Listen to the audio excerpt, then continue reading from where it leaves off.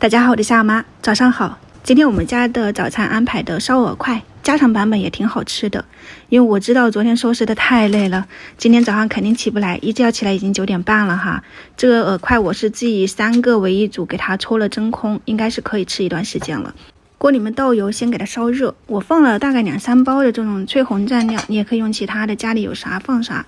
2勺左右的热油泼上去，激发一下香味。我还放了一点老抽，然后生抽给它调开。我在外面吃到的那个小吃摊上，它是有浓郁的花生香，家里面如果有这种带颗粒的花生酱，你就加小半勺进去，给它怼开，基本上就挺好吃的了。这是我自己根据理解去调配的哈，如果有不对的哈，那个云南的朋友可以稍微指正一下，但家庭版本我觉得这个还是挺好吃的。还有一个甜酱，我就是花生酱加上那个红糖浆，再怼了一点芝麻油，给它搅开。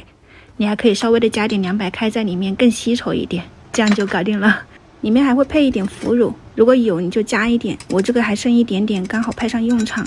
剩下的油嘛，锅里面还有一点，就打几个鸡蛋放进去煎一煎，把蛋黄搅散以后，它煎的又快，然后整体又大一些，两面焦香就可以盛出来了。底下还剩一点油，还可以炒一点其他的配菜，像土豆丝、豆芽啥的都可以。土豆丝我就直接给它这样子清炒哈，炒软了就加点盐跟葱花就可以出锅了。如果你喜欢吃酸辣口，你放点醋或者是剁辣椒，这样子就可以了。平底锅洗干净，小火把饵块放进去，像这样子干烙，因为家里面是很难有那个炭火的嘛，就平底锅这样做也是可以的。还可以放一点油条在里面烙一下，加热一下。我这个是买的啊，你可以自己炸油条，像这样子。饵块只要像两面有一点焦香，浮起来了就可以出锅了。刷上我们的香辣酱，还有这种甜酱、腐乳、鸡蛋、土豆、生菜呀，一点青菜啥的，再放上烧热好的那个油条，一点酸菜，像这样子卷起来。